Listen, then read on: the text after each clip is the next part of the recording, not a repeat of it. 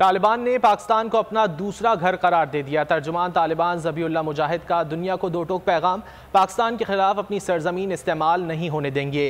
किसी तंजीम ने अफगानिस्तान से पाकिस्तान में गड़बड़ की कोशिश की तो रोकेंगे। तालिबान का काबुल फतह करने में पाकिस्तान का कोई किरदार नहीं। भारत समेत किसी मुल्क को दाखिली पॉलिसी में मुदाखलत की इजाज़त नहीं देंगे।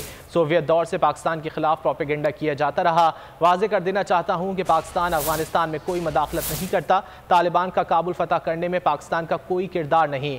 काबुल अपने जोर बाजू से फतह किया।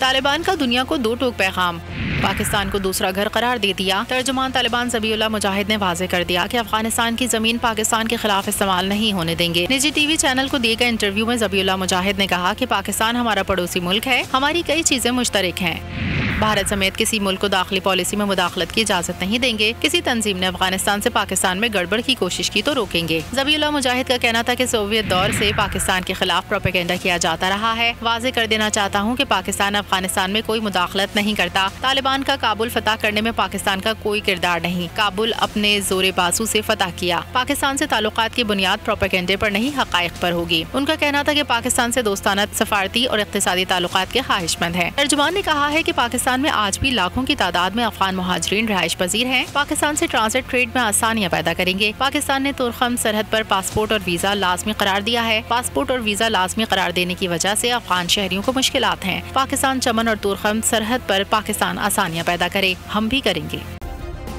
सब्सक्राइब करें और बेल दबाएं ताकि कोई खबर रह न जाए।